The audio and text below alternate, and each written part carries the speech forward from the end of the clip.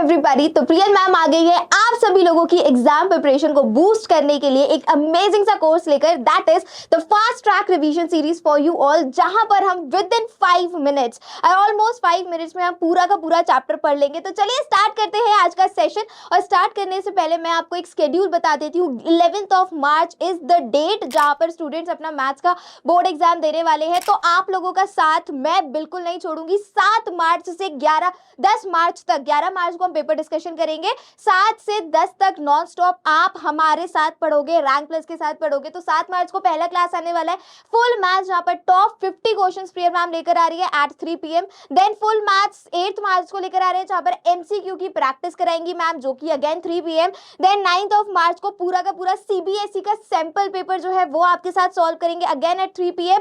और 10 मार्च जो कि संडे है, जहां पर which is the day before your boards, तो वहां पर हम करने वाले हैं आखिरी बार most repeated top 100 questions which will be at 11 AM। और फिर शाम को वापस से हम करने वाले हैं मैथ्स पेपर, यहीं से आएगा जिसमें हम कुछ इंपॉर्टेंट क्वेश्चंस की बात करने वाले हैं। तो चलिए फिर इसी के साथ हम 5 मिनट में अपना चैप्टर कंप्लीट करते हैं। तो सबसे पहले बात करेंगे रियल नंबर्स की। रियल नंबर्स क्या होते हैं students? The collection of rational numbers as well as the irrational numbers. हम बात करते हैं कि इस चैप्टर में हमें क्या क्या चीजें पढ़ने को मिल सकती है। पहली बात करते हैं थ्योरम्स की। तो what are the theorems?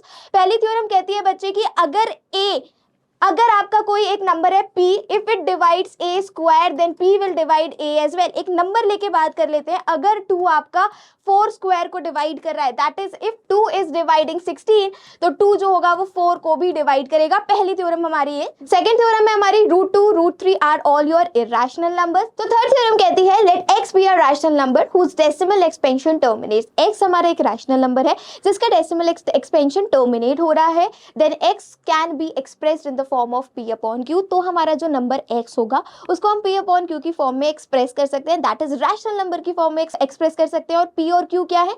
p और q आपके कोप्राइम नंबर्स है। अब बात आती है कोप्राइम क्या होता है। कोप्राइम नंबर्स वो होते हैं बेटा जिनका हाईएस्ट कॉमन फैक्टर 1 होता है, जिसका हाईएस्ट कॉमन फैक्टर 1 होता है, वो होते हैं आपके कोप्राइम नंबर्स। फॉर एग्जांपल 2,3 ये आपके कोप्राइम नंबर्स है। फॉर एग्जांपल 18,25 ये आपके कोप्राइम नंबर्स कहलाएंगे। इसको हम कोप्राइम्स कहेंगे। The prime factorisation of q is in the form of 2 to the power n into 5 to the power m। अगर आपका कोई भी नंबर है, कोई भी रियल नंबर है, अगर मैंने नंबर लिखा 13/125, 13/125 हमारा नंबर है। इस 125 को हम कैसे लिख सकते हैं? It can be written as 13/5 cube, right. 13/5 cube को मैं कैसे लिख सकती हूँ? अब मैं 13/5 क्यूब इंटू 2 क्यूब, ऊपर भी मैं इंटू 2 क्यूब कर दूं। अब हम इसको कैसे लिख सकते हैं बच्चा? 13 इंटू 8 अपॉन 10 की power cube, which is what 104 upon 1000।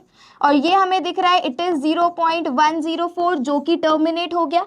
This is what the theorem is saying. यही आपकी थ्योरम कहती है। नेक्स्ट बढ़ते हैं, इसी का रेसिप्रोकेट, इसी का कन्वर्स है हमारी theorem 4, that is let x is equal to p upon q be are rational number such that the prime factorisation of q is in the form of 2 to the power n into 5 to the power m, where n and m are non-negative integers, then x has a decimal expansion which terminates, जो कि एक converse है। क्या कह रही है कि अगर हमारे पास कोई भी एक रैशनल नंबर है p अपॉन q और q जो है वो 2 to the power n into 5 to the power m की फॉर्म में आ रहा है, तो जो उसका डेसिमल एक्सपेंशन होगा वो टर्मिनेट हो जाएगा, वो खत्म हो जाएगा। And last but not the least fifth theorem कहती है which is the related to it कि अगर आपका एक नंबर है p अपॉन q की फॉर्म में और q जो है if it is not coming in the factors of 2 to the power n into 5 to the power m, तो वो किस तरीके का आपका डेसिमल एक्सपेंशन शो करेगा? It will be non terminating, repeating and recurring. अगर वो टर्मिनेट नहीं होगा उसको हम कहेंगे that will be non terminating, repeating and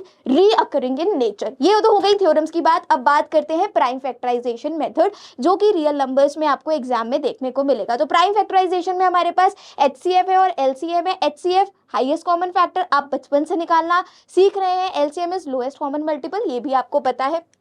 अब बात करते हैं fundamental theorem of arithmetic. Fundamental theorem of arithmetic क्या कहती है? Every composite number can be express as the product of prime and this factorisation is unique apart from the order in which the prime factors. अगर आपके पास कोई भी composite number हो, उस composite numbers के अगर हम प्राइम फैक्टराइजेशन करेंगे तो जो फैक्टराइजेशन आएगा उसमें एक यूनिक नंबर आएगा। कोई भी एक नंबर ले लेते हैं, अगर मैंने लिया फॉर एग्जाम्पल 33 के अगर मैं प्राइम फैक्टराइजेशन करती हूँ बच्चा, तो मेरे पास एक यूनिक सेट ऑफ नंबर आया, that is 3 into 11 where 11 is a prime number, 3 is a prime number. So एक हमारे पास यूनिक सेट ऑफ नंबर मिलता है जब भी हम किसी भी कॉम्पोजिट नंबर्स का प्राइम फैक्टराइजेशन करते हैं। ऑर्डर उल्टे सीधे हो सकते हैं, ऑर्डर में फर्क नहीं आता।